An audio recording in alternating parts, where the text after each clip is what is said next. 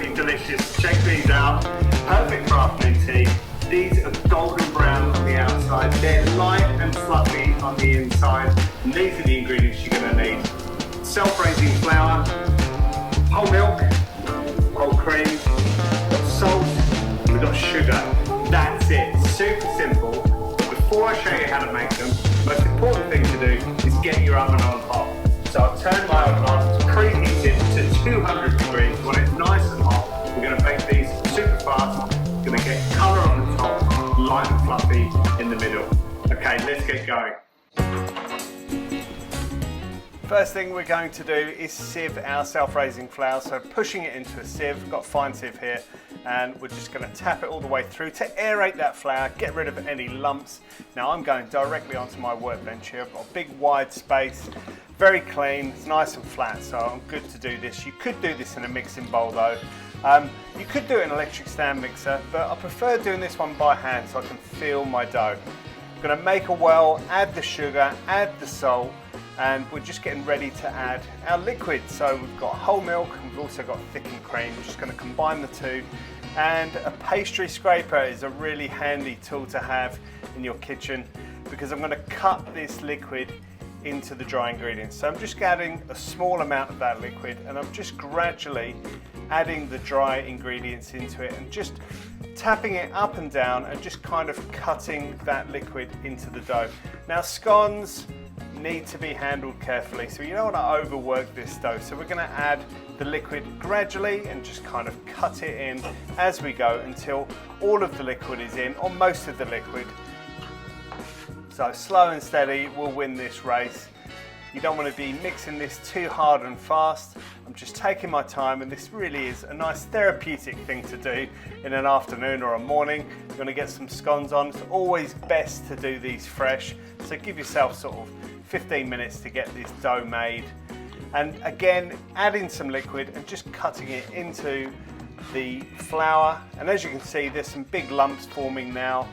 And this is starting to get kind of moist, and what we're trying to do is just cut all of that liquid in and hydrate the flour. We're going to create a dough which we're going to bring together by hand at the end. We're going to try and keep it nice and light, because if you overwork the gluten in your scone dough you can end up with tough scones. We want these nice and light. And as you can see, this is coming together really well now. I've got nearly all of the liquid in. I'm just going to add a little bit more and mixing it again using that pastry scraper, bringing it all together, starting to get really sticky now. And this dough is going to be absolutely fantastic to make these awesome scones.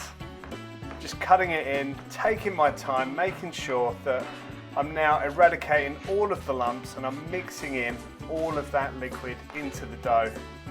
Now, I've made many scones in my time, and there is nothing better than a freshly baked scone, and you need to be light with these so that they really are fantastic texture inside, nice and light and fluffy. So I'm just being careful at this point, and I'm just scraping all of that dry ingredient off the bench and into the center of the dough.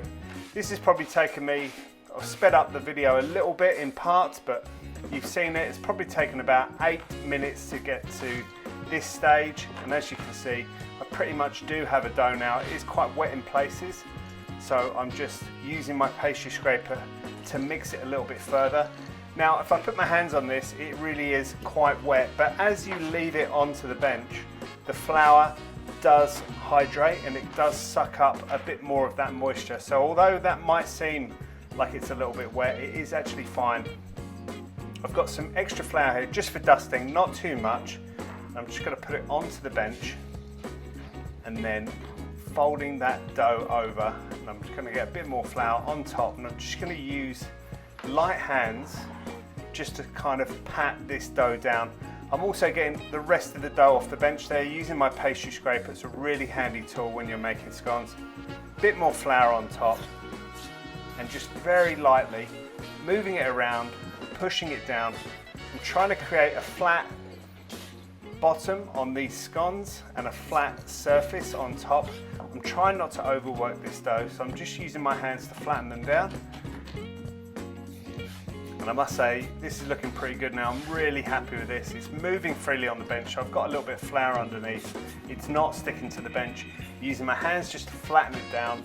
And I'm making these scones nice and thick. I'm also kind of getting this into a little bit of a square or a rectangle. That's going to mean I can cut out the maximum amount of scones from this dough. Now we're just going to have a look at the thickness of this dough, because you're going to want it between sort of 2 and 3 centimeters, so nice and thick.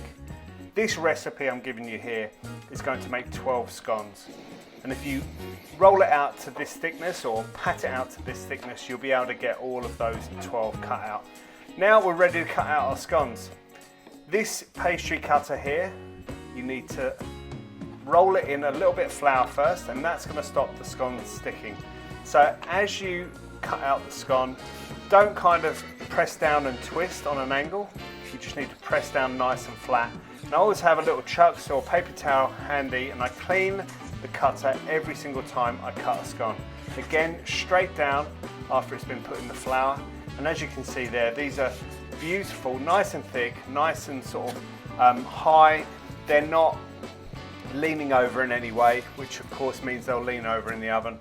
And after every single time I cut a scone, I give it a bit of a wipe on the cutter, and then I put it back into the flour, and that means that each scone comes out nice and clean, nice and high, and not kind of on an angle.